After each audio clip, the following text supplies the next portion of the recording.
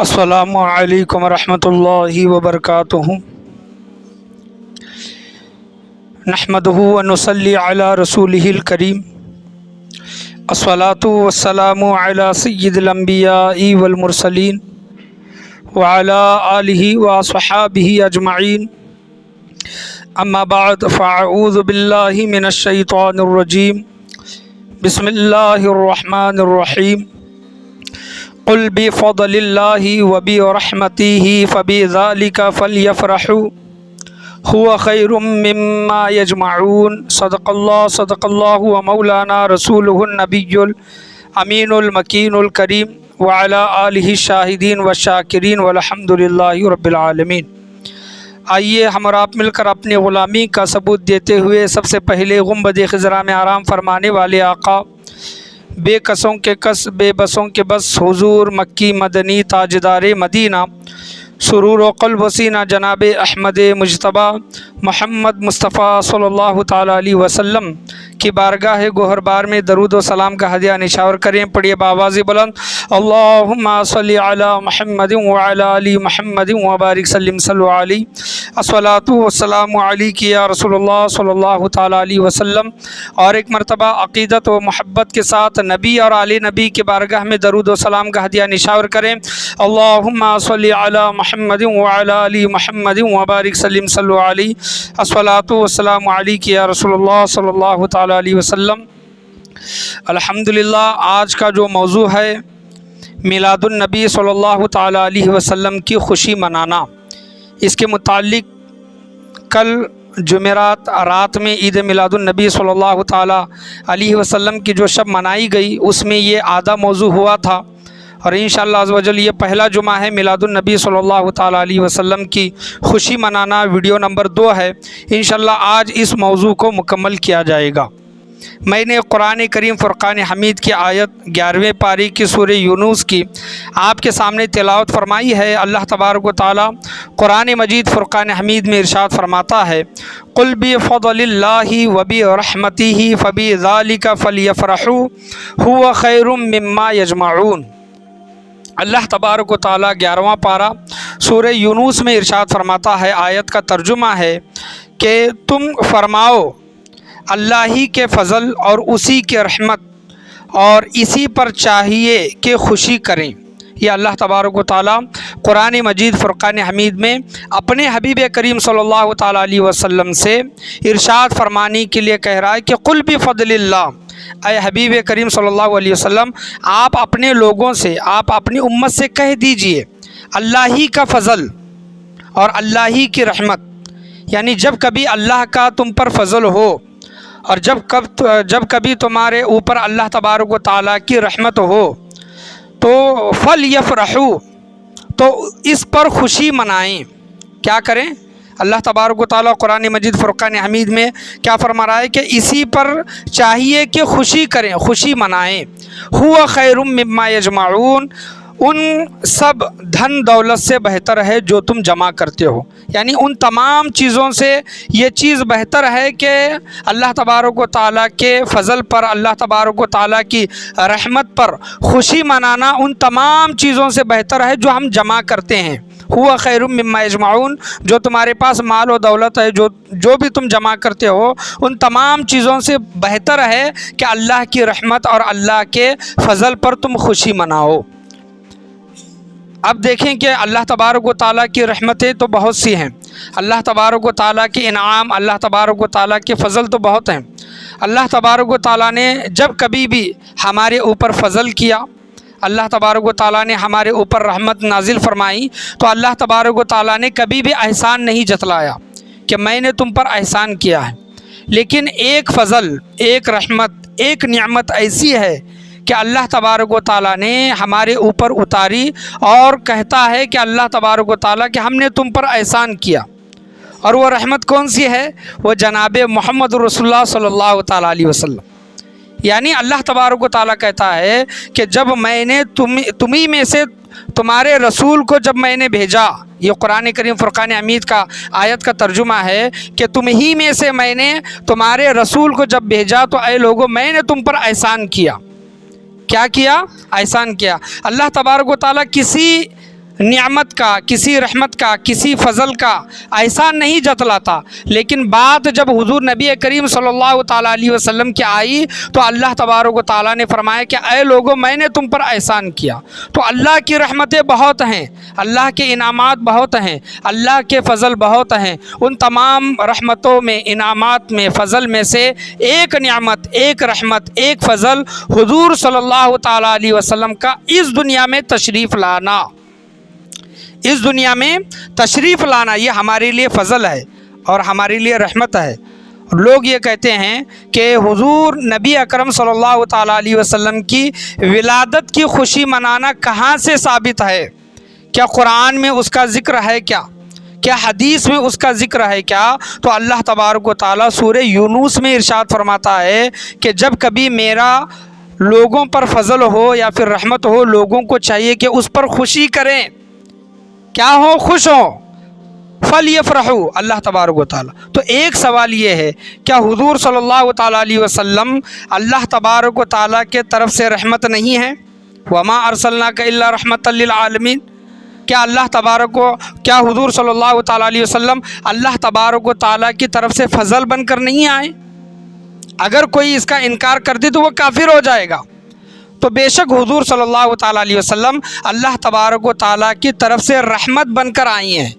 جب رحمت بن کر آئی ہیں تو قرآن ہمیں خود کہہ رہا ہے کہ فَلْيَفْرَحُوا، خوشی مناؤ، هُوَ خَيْرٌ مِّمَّا يَجْمَعُونَ، ان تمام چیزوں سے بہتر ہے جو تم جمع کرتے ہو۔ یہ اللہ تبارک و تعالیٰ قرآن مجید فرقان حمید میں ارشاد فرما رہا ہے۔ تو عین عید میلاد النبی صلی اللہ تعالیٰ علیہ وسلم کی خوشی منانا یہ قرآن کریم فرقان حمید سے ثابت ہوا، کیونکہ اللہ تبارک و تعالیٰ جو فرما رہا ہے کہ میری رحمت، میرا فضل جب اترے تو اللہ کی رحمتیں اور فضل تو بہت ہیں، ان تمام رحمتوں میں، فضل میں ایک رحمت اور ایک فضل، ایک انعام یہ بھی ہے کہ حضور صلی اللہ تعالیٰ علیہ وسلم ہمارے طرف مبعوث ہوئے، نبی بن کر، رسول بن کر، بنا کر بھیجے گئے۔ تو اس خوشی میں ہم عید میلاد النبی صلی اللہ تعالیٰ علیہ وسلم کی خوشی مناتے ہیں، جو عین قرآن کریم فرقان حمید سے ثابت ہے۔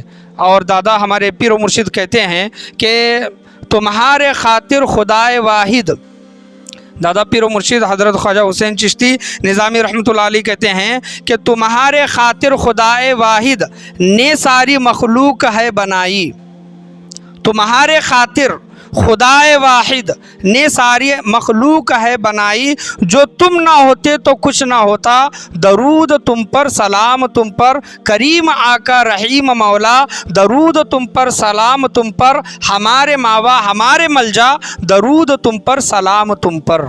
یہ ہمارے دادا پیر و مرشد بیان کرتے ہیں کہ اللہ تبارک و تعالیٰ نے آپ کے خاطر پوری دنیا کو بنایا۔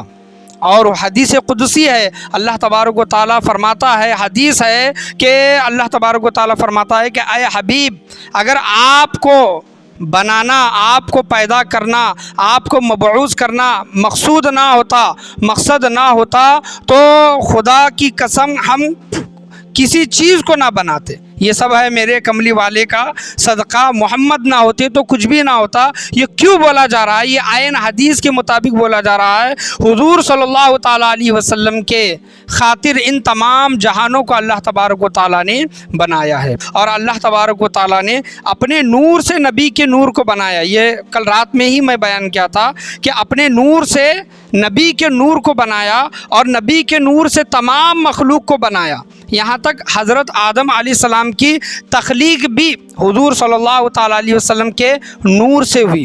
اور یہ ہماری خوش قسمتی ہے، یاد رکھیں کہ جب اللہ تبارک و تعالیٰ نے حضرت آدم علیہ السلام کو بنایا اور حضرت آدم علیہ السلام خاموش رہنے لگے، تو حضرت آدم علیہ السلام کی پسلی سے حضرت حوا علیہ السلام کو اللہ تبارک و تعالیٰ نے جب بنایا، اور جب اللہ تبارک و تعالیٰ نے حضرت آدم و حوا علیہ السلام کا نکاح کرنا چاہا، تو دونوں کے نکاح کا مہر کیا تھا؟ مہر کیا تھا؟ تو اللہ تبارک و تعالیٰ نے حضرت آدم و حوا علیہ السلام سے کہا کہ میرا جو آخری نبی جو آنے والا ہے، تم دونوں مل کر اس پر 20 مرتبہ درود و سلام پڑھو، یہ تمہارا مہر ہے۔ حضرت آدم و حوا علیہ السلام کا نکاح کا مہر کیا تھا کہ وہ حضور صلی اللہ تعالیٰ علیہ وسلم پر درود و سلام پڑھیں. تو حضرت آدم و حوا علیہ السلام نے حضور صلی اللہ تعالیٰ علیہ وسلم پر درود و سلام پڑھا تو دونوں کا نکاح ہوا، اور ہم اور آپ یہاں پر آج موجود ہیں. یہ حضور صلی اللہ تعالیٰ علیہ وسلم ہی کا صدقہ ہے کہ دونوں کا نکاح ہوا. اور دونوں اس جو زمین پر جب بھیجے گئے، حضرت آدم علیہ السلام کی توبہ بھی حضور صلی اللہ تعالیٰ علیہ وسلم کے صدقے طفیل میں ہی قبول ہوئی. تو دیکھیں کہ وجہ تخلیق کیا ہے، ذریعے کیا ہیں. اگر کہیں پر بھی گھوم پھر کر بھی اگر جائیں گے تو حضور صلی اللہ تعالیٰ علیہ وسلم تک ہی وہ معاملہ آتا ہے. چاہے وہ حضرت آدم و حوا علیہ السلام کا نکاح ہو، چاہے وہ حضرت آدم علیہ السلام کی توبہ کا قبول ہونا ہو، وہ تمام کی تمام چیزیں وسیلہ کون بن رہی ہیں؟ وہ ذات محمدی صلی اللہ تعالیٰ علیہ وسلم بن رہی ہے. تمہارے خاطر اللہ تبارک و تعالیٰ نے تمام جہانوں کو بنایا ہے. اور یہاں پر میں میلاد النبی صلی اللہ تعالیٰ علیہ وسلم کی خوشی کے متعلق میں کل رات میں بیان کیا تھا، کچھ مختصر رہتا تھا، وہ آج جمعہ میں بیان کرنا یہ ضروری سمجھا. بہت سے لوگ یہ سوال کرتے ہیں کہ کسی نبی کی ولادت کا ذکر قرآن میں ہے کیا؟ ان کی خوشی منانا، ان پر سلام پڑھنا، ان پر سلام بھیجنا، کسی نبی کی ولادت پر سلام بھیجنا، خوشی منانا قرآن کریم فرقان حمید میں ہے کیا؟ تو سورہ مریم میں 16واں پارہ اللہ تبارک و تعالی حضرت یحییٰ علیہ السلام اور حضرت عیسیٰ علیہ السلام کا ذکر فرماتا ہے. حضرت یحییٰ کا کیا ذکر ہے؟ یہاں پر اللہ تبارک و تعالیٰ قرآن مجید فرقان حمید میں ارشاد فرما رہا ہے، سورہ مریم کی آیت ہے، وَسَلَامٌ عَلَيْهِ يَوْمَ أُولِدَ وَيَوْمَ يَمُوتُ وَيَوْمَ يُبْعَثُ حَيًّا. یہ قرآن کریم فرقان حمید کی آیت ہے. اس آیت کا ترجمہ ہے، اور یحییٰ پر سلام ہو ان کے میلاد کے دن پر. یحییٰ علیہ السلام پر سلام ہو ان کی پیدائش کے دن پر. وَسَلَامٌ عَلَيْهِ يَوْمَ وُلِدَ، سلامتی ہو یحییٰ علیہ السلام پر جب وہ پیدا ہوئے تھے. اور آگے اللہ تبارک و تعالیٰ فرماتا ہے وَيَوْمَ يَمُوتُ وَيَوْمَ يُبْعَثُ حَيًّا، اور یحییٰ علیہ السلام پر سلام ہو ان کے میلاد کے دن اور ان کی وفات کے دن. وَيَوْمَ يَمُوتُ، جب وہ اس دنیا سے جائیں گے. وَيَوْمَ يَمُوتُ وَيَوْمَ يُبْعَثُ حَيًّا، وہ جس دن اٹھائے جائیں گے. ہم یہ جو کہتے ہیں نا والبعث بعد الموت، مرنے کے بعد زندہ اٹھائے جانے پر، تو اللہ تبارک و تعالیٰ سلام بھیج رہا ہے حضرت یحییٰ علیہ السلام کی پیدائش پر، حضرت یحییٰ علیہ السلام کی موت پر، اور حضرت یحییٰ علیہ السلام جب دوبارہ اٹھائے جائیں گے ان پر سلامتی اللہ تبارک و تعالیٰ بھیج رہا ہے. اور حضرت عیسیٰ علیہ السلام کا ذکر ہے سورہ مریم میں 16واں پارہ، وَالسَّلَامُ عَلَيَّ يَوْمَ أُولِدتُّ وَيَوْمَ أَمُوتُ وَيَوْمَ أُبْعَثُ حَيًّا. یہ حضرت عیسیٰ علیہ السلام خود فرما رہی ہیں. اللہ تبارک و تعالیٰ قرآن مجید فرقان حمید میں ارشاد فرماتا ہے، حضرت عیسیٰ علیہ السلام کہتے ہیں اپنے حواریوں سے، اور مجھ پر سلام ہو میرے میلاد کے دن پر. وَالسَّلَامُ عَلَيَّ يَوْمَ وُلِدتُّ، حضرت عیسیٰ علیہ السلام خود کہہ رہے ہیں کہ مجھ پر سلام ہو، اللہ تبارک و تعالیٰ کا فضل ہو، اللہ تبارک و تعالیٰ کی سلامتی ہو میرے میلاد کے دن پر، میرے پیدائش کے دن پر، اور میرے وفات کے دن پر، اور جس دن میں زندہ اٹھایا جاؤں گا اس دن پر.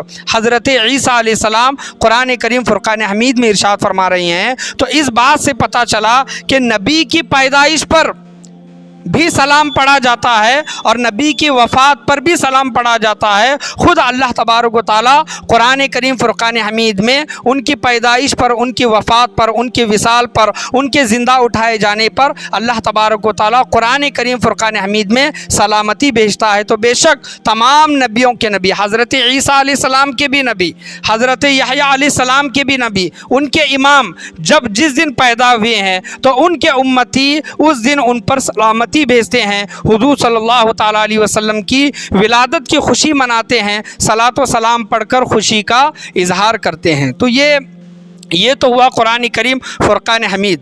بخاری شریف کتاب النکاح میں ایک حدیث ہے، حضرت عبداللہ رضی اللہ تعالیٰ عنہ روایت کرتے ہیں، یہ حضور صلی اللہ تعالیٰ علیہ وسلم کے چچا ہیں.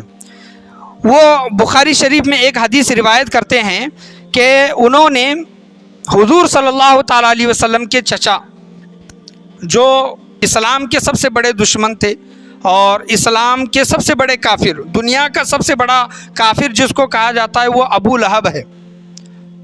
اور اللہ تبارک و تعالیٰ نے ابو لہب کے متعلق ایسے سخت الفاظ جو تبت یدا ابی لہب، جو ہم یہ جو پڑھتے ہیں سورہ لہب، یہ اسی کے نام پر نازل ہوئی ہے۔ حضرت آدم علیہ السلام سے لے کر عیسیٰ علیہ السلام تک اللہ تبارک و تعالیٰ نے ایسی دردناک خبر کسی کے متعلق نازل نہیں فرمائی ہے جو ابو لہب کے متعلق نازل فرمائی ہے۔ ابو لہب کا معاملہ یہ تھا کہ اس نے حضور صلی اللہ تعالیٰ علیہ وسلم کو اتنی تکلیف دی کہ جب حضور صلی اللہ تعالیٰ علیہ وسلم دعوت تبلیغ کے لیے جب نکلتے تو ابو لہب ان کے پیچھے ہوتا حضور صلی اللہ تعالیٰ علیہ وسلم کے، اور لوگوں سے کہتا کہ یہ میرا بھتیجا ہے، میرے بھائی کا لڑکا ہے، نعوذ باللہ من ذالک، یہ پاگل ہو گیا ہے، اس کی بات نہ مانو، اتنی تکلیف دیا کرتا تھا۔ تو اللہ تبارک و تعالیٰ نے ابو لہب کے متعلق قرآن کریم فرقان حمید میں سخت عذاب، سخت الفاظ اللہ تبارک و تعالیٰ نے اتارے ہیں۔ ابو لہب کا معاملہ کیا ہے؟ ابو لہب کو ہر پیر کو اس کے عذاب میں تخفیف ہوتی ہے۔ بخاری شریف میں حضرت عبداللہ رضی اللہ تعالیٰ عنہ روایت کرتے ہیں کہ میں نے ابو لہب کے مرنے کے 1 سال کے بعد، میں نے ابو لہب مر گیا اور مرنے کے 1 سال کے بعد اس کو خواب میں دیکھا، اور ابو لہب سے اس کا حال دریافت کیا، اس کا حال پوچھا کہ تمہارا حال کیسا ہے؟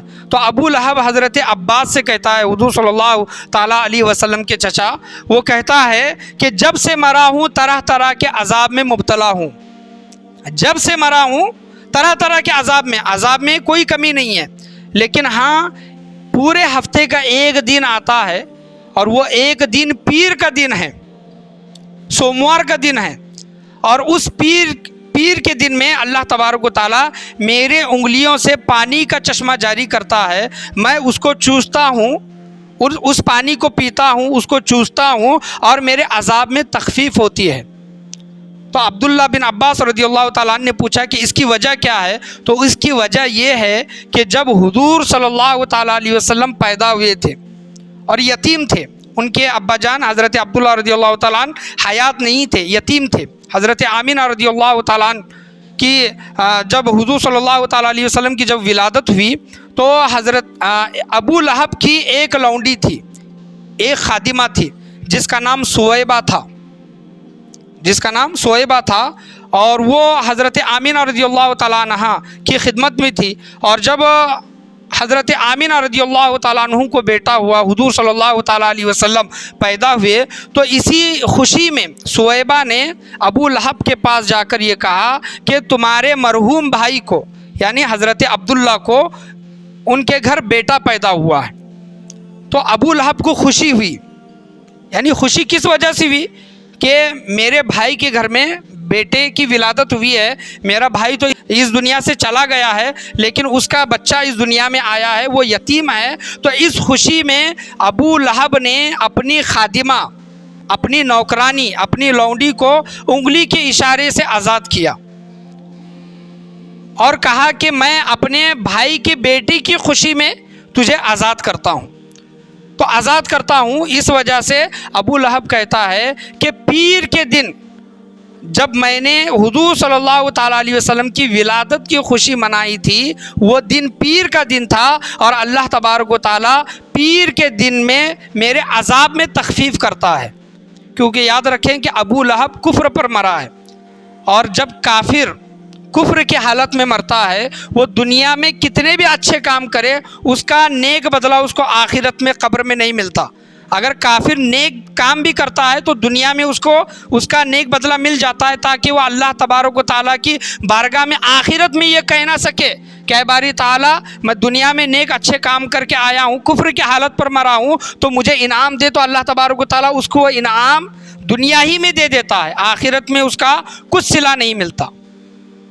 تو ابو لہب کفر پر مرا تھا، لیکن کفر پر مرنے کے باوجود بھی اللہ تبارک و تعالیٰ کو ابو لہب کی ایک ادا ایسی پسند آئی کہ اس نے حضور نبی کریم صلی اللہ تعالیٰ علیہ وسلم کی ولادت کی خوشی منائی۔ اسی خوشی پر اللہ تبارک و تعالیٰ ابو لہب کو پیر کے دن عذاب میں کمی کرتا ہے، تخفیف کرتا ہے۔ اور یہاں پر ایک مزے کی بات یہ دیکھیں کہ ابو لہب حضور صلی اللہ تعالیٰ علیہ وسلم کی ولادت کی خوشی میں اپنی غلام کو جب آزاد کیا، خادمہ کو جب آزاد کیا، تو ابو لہب یہ نہیں جانتا تھا کہ یہ نبی ہوں گے، یہ نبی ہیں، بلکہ ابو لہب اس نیت سے، یہ سوچ سے آزاد کیا کہ یہ میرے بھائی کا لڑکا پیدا ہوا ہے، بھائی کا لڑکا، میرے بھائی کے گھر میں لڑکا پیدا ہوا ہے۔ اسی خوشی میں ابو لہب نے اپنی خادمہ کو آزاد کیا، اللہ تبارک و تعالیٰ نے عذاب میں تخفیف کی۔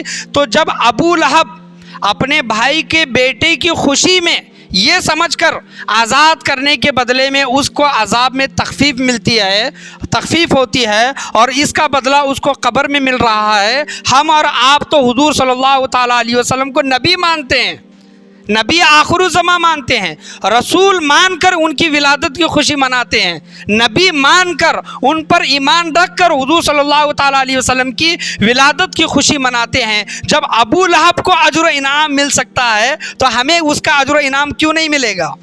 بے شک ہمیں اس کا اجر و انعام ملے گا۔ علماء کرام بیان کرتے ہیں، یاد رکھیں کہ کافر بھی اگر، اس حدیث کی روشنی میں بیان کرتے ہیں کہ کافر بھی اگر حضور صلی اللہ تعالیٰ علیہ وسلم کی ولادت کی خوشی مناتا ہے تو اللہ تبارک و تعالیٰ کافر کو بھی اجر و انعام عطا فرمائے گا، کافر کو بھی۔ ابو لہب، اور بخاری شریف کی جو حدیث میں نے آپ کے سامنے بیان کی، بعض لوگ اس حدیث پر اعتراض کرتے ہیں۔ اعتراض کیا کرتے ہیں کہ حضرت عبداللہ رضی اللہ تعالیٰ عنہ، جو حضور صلی اللہ تعالیٰ علیہ وسلم کے چچا تھے، انہوں نے جب وہ خواب دیکھا تھا تو وہ ابھی ایمان لے کر نہیں آئے تھے۔ حضرت عباس بھی اس وقت ایمان لے کر نہیں آئے تھے، کفر کی حالت میں انہوں نے وہ خواب دیکھا تھا، اور یہ خواب کی حالت ہے، یعنی یہ خواب کا معاملہ ہے، یہ حقیقت کا معاملہ نہیں ہے۔ اور حضرت عباس بھی جب یہ حدیث بیان کر رہی ہیں تب تو وہ مسلمان تھے، لیکن انہوں نے جب یہ خواب دیکھا، جب وہ کفر کی حالت میں تھے، تو یہ خواب معتبر نہیں ہے، یہ ان کی بات معتبر نہیں ہے۔ حضرت عبداللہ رضی اللہ تعالیٰ عنہ کی بات کو ایکسیپٹ نہیں کیا جا سکتا، یہ خواب کا معاملہ ہے، اور وہ کفر کی حالت میں انہوں نے خواب کو دیکھا تھا۔ یہاں پر علماء کرام سوال کرتے ہیں کہ جب حضرت عبداللہ رضی اللہ تعالیٰ عنہ کفر کی حالت میں انہوں نے یہ خواب دیکھا تھا، بعد میں اسلام لانے کے بعد انہوں نے خواب یہ بیان کیا، تو امام بخاری نے وہ حدیث اپنی بخاری شریف میں کیوں نقل کی؟ کیوں نقل کی؟ کیونکہ قاعدہ ہے، قانون ہے، یاد رکھیں کہ کسی کافر سے حدیث نہیں لے سکتے، کافر سے حدیث لے کر بیان نہیں کر سکتے، حدیث جس سے لے رہی ہیں اس کا مسلمان ہونا ضروری ہے۔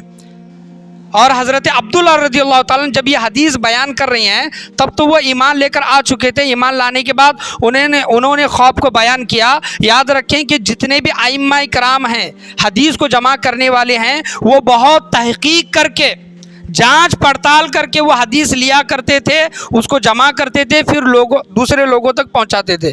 غالباً یہ امام بخاری رحمۃ اللہ علیہ کا واقعہ ہے، یا پھر کسی اور حدیث لینے والے محدث کا ایک واقعہ ہے کہ انہوں نے سنا، غالباً ہو سکتا ہے امام بخاری ہیں، کہ فلاں شخص کے پاس ایک حدیث ہے، تو وہ حدیث لینے کے لیے کئی میل کا سفر طے کر کے وہ گئے اس انسان کے پاس، اور جب اس انسان کے پاس جب وہ پہنچتے ہیں تو وہ انسان ایک جانور کو چارے کا لالچ دے کر بلا رہا ہے، یعنی اس کے ہاتھ میں کچھ دانہ وغیرہ نہیں ہے، لیکن وہ جانور کو دھوکہ دے کر، جانور کو چارہ ہے بول کے، ہاتھ میں کچھ کھانے کی چیز ہے بول کے دھوکے سے اس کو جانور کو بلا رہا ہے۔ تو وہ حدیث لینے والے وہیں سے واپس لوٹ گئے، حدیث لینے والے واپس وہیں سے لوٹ گئے۔ یہ کیوں بیان کر رہا ہوں میں؟ وہ بولتے ہیں، وہ بیان کرتے ہیں، میں جس کے پاس حدیث لینے کے لیے گیا تھا، جب وہ جانور کو دھوکہ دے سکتا ہے تو انسان کو بھی دھوکہ دے سکتا ہے، اس وجہ سے میں نے اس سے وہ حدیث نہیں لی۔ تو امام بخاری رحمۃ اللہ علیہ اپنی بخاری میں وہ حدیث کیوں بیان کر رہی ہیں؟